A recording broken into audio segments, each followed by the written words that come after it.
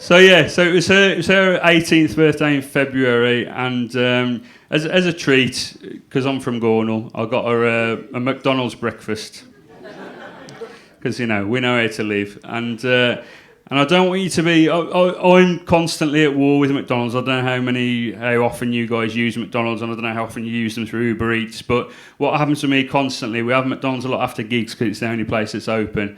And 9 times out of 10, by the time the McDonald's comes, there's stuff missing from it. It just looks like it's been thrown together by Jay's smaller son. We're in the midst of a poem. It's just fucking shit. So it turns up, I rant and rave. I go, I'm never buying from these fuckers again. But my kids love it. So what happens now is it arrives, I'm in the living room and I hear, "Don't tell Dad." Whenever there's something missing in it. And that's what I heard on this day. We had a McDonald's breakfast. I heard, "Don't tell Dad." And so I went in, I was like, what's going on?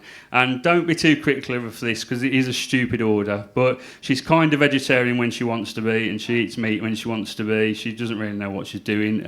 But McDonald's breakfast, she orders a egg McMuffin with no egg.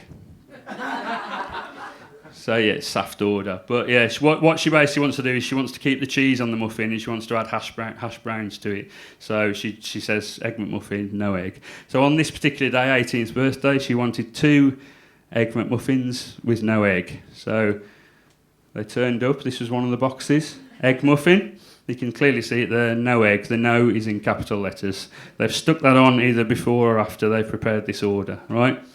Nell opens the box.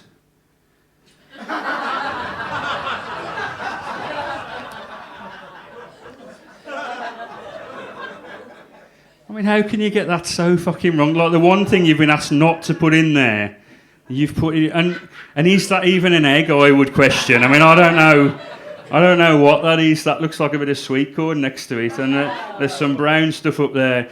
She got 2 boxes with 2 eggs in them, right? And this was the final straw for me. I just lost my shit at this point. I was like, that's it. So I did what all of us do when we were angry. I took to Facebook. So I did a Facebook post about it, semi-serious, semi-funny, just saying, McDonald's, you fucked up again, absolute idiots.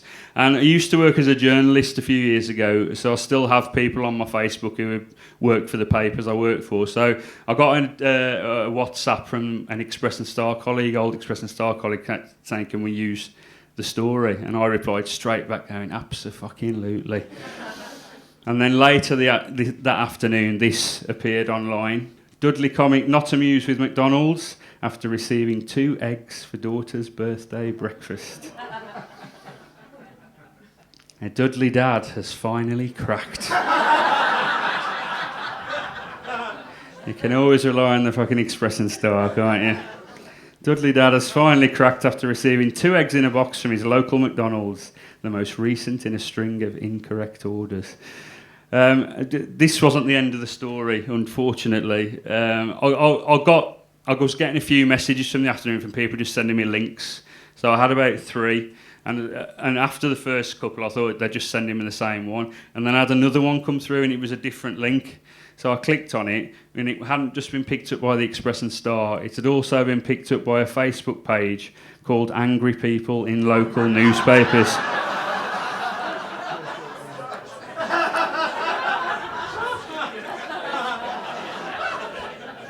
Audience love this slide. Love it.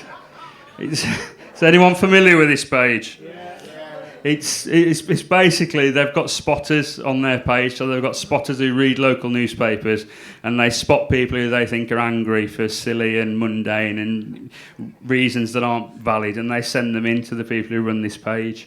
So I started this as a way of shaming McDonald's, hoping I would find like-minded people, and like 4 hours later I was an angry person in a local newspaper. And I don't know if you know the people in the profile picture. These are the 2 people that basically shot angry people in local newspapers to fame. They've got 407,000 followers now. I don't know if you remember the story. An elderly couple who were billed £200 for pay-per-view porn films they claim were never ordered.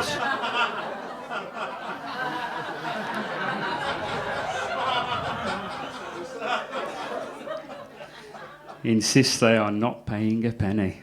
Anne Hayward and her husband Ron were left stunned Stunned after staff at Virgin Media told them dozens of blue movies have been ordered on their account.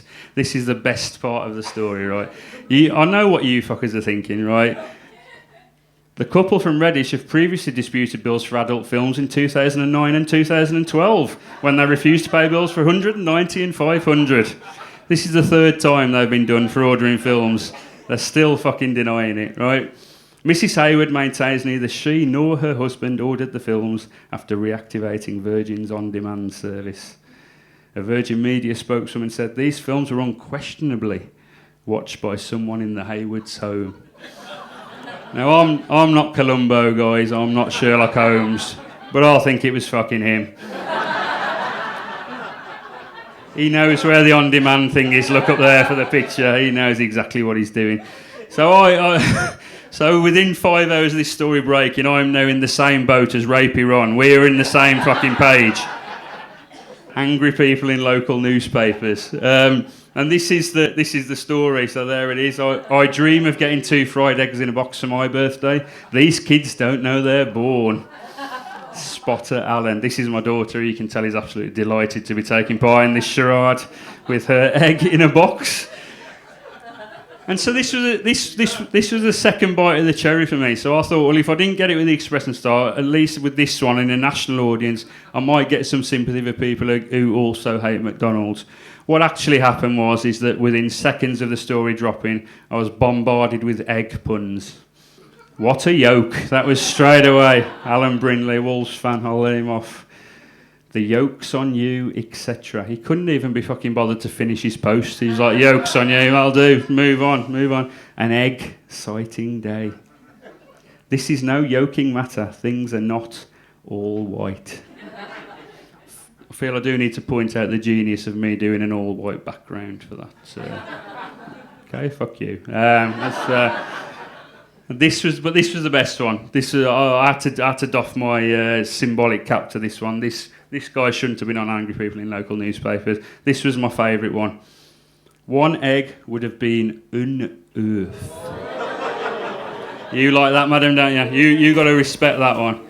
That's that's if you know French, that's bloody. 52 likes. That's nearly as much as the post got. So. Obviously, there's only so many egg puns that can go round, so once they'd run out of egg puns, they then turned their attention onto me. Dudley comic no one has ever heard of wants free publicity.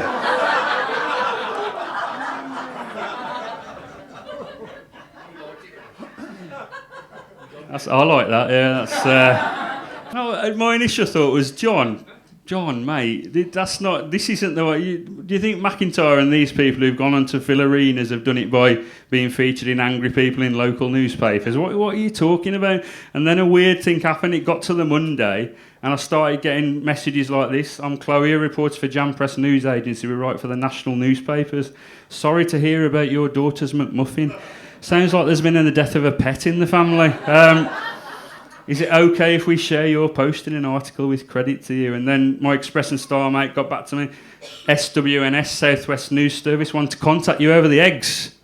Can I pass your number on? And I'd had enough by that stage. I just said, no, I don't want any more interest in it. Because to be honest, I'd already sold out all 5 dates of the show. So I said a massive thank you to John and told him to fuck off. And...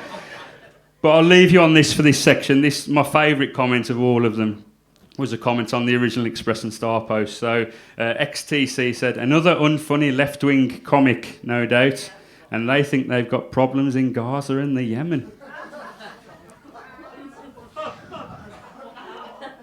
Still, he'll probably get a 10-minute routine out of it.